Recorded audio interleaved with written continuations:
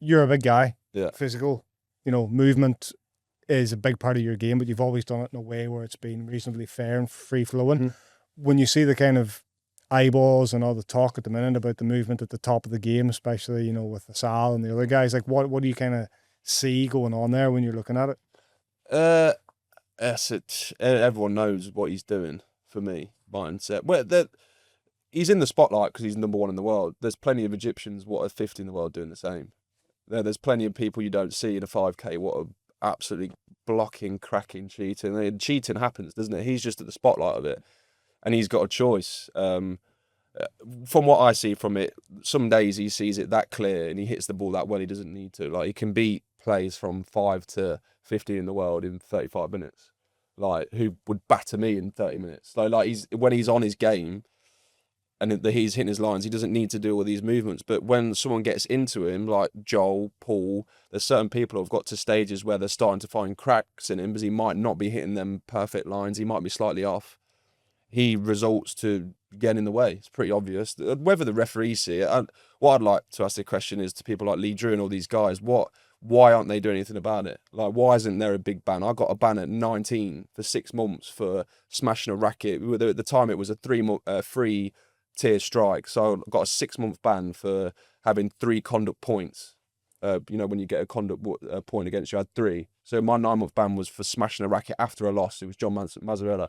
So when I lost the point, hacked my racket on the wall to bits. Wasn't playing unfairly. So you had like 3 instances, 3 strikes within a period of time. I think so. Yeah, within a year and I was doing a few things my behaviour wasn't great, and then they basically said, "Look, you do one more thing, you're out, and you're going to get a ban." And then I did it, and then didn't expect to be 6 months because it was that PSA or England squash? PSA. Right. And then England squash always followed PSA with a ban. So I had a big chunk of time out. I never hit anyone. I was feisty. I might stand on the ball a bit and hit a forehand line a bit, but everyone has little. If everyone's going to be honest about the game, there's probably 10% of people what have never blocked, and they're the good of the game, and like they're just skillful and like, you go through.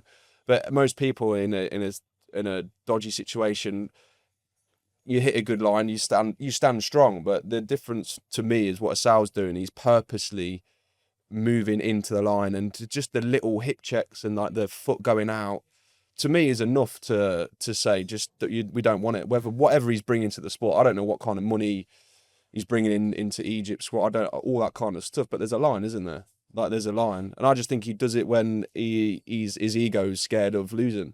Because Farag could chink his armour. Paul can. When Paul's moving well and lifting well in his lines, he can definitely get into him. So can Joel when Joel's confident. All these guys can, but what do you regularly see when they do? Well, he starts to time waste or to block. And so why aren't the PSA doing anything about that? If you I don't want to just compare it to me, but I had 6 months of my squash career taken away for cracking a racket. Yeah. Like, I know that's not great for the juniors, but what's worse for the juniors to watch? Like a little bit of a sneaky movement or cheating and getting all this money and a thing for your ego, but you're doing it 50% of the time where it's not within the rules. Yeah.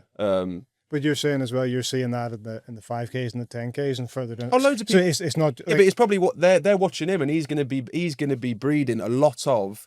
If Farag was at the top of his tree for it, Farag's going to have a lot of juniors what are completely obsessed with him. I was obsessed with Nick Matthew, but does he realise how many players are going to be doing the little, because when you're 10 to 13, you're like a sponge, you absorb everything. So when I was watching Nick, I absorbed everything about his volley and stuff like that, his training, his t-shirts, his racket. I just wanted to be him.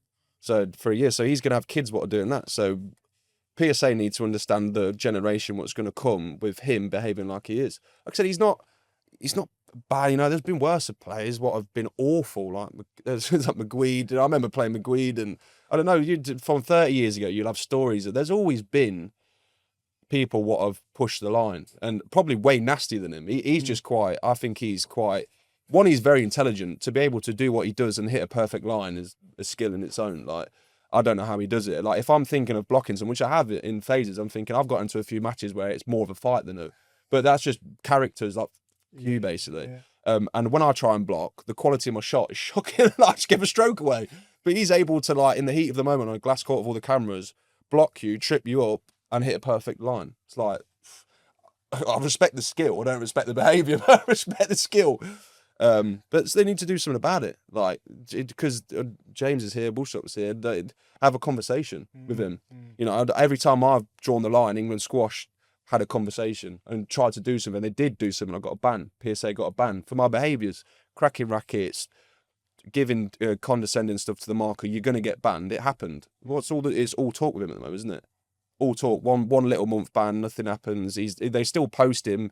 You know, he's done something with a really shocking max 4 conduct stroke, but Asal's the champion. Right? You got to draw the line of being good for the sport, and you need him, and him not being a good role model. There's a line, isn't there? So.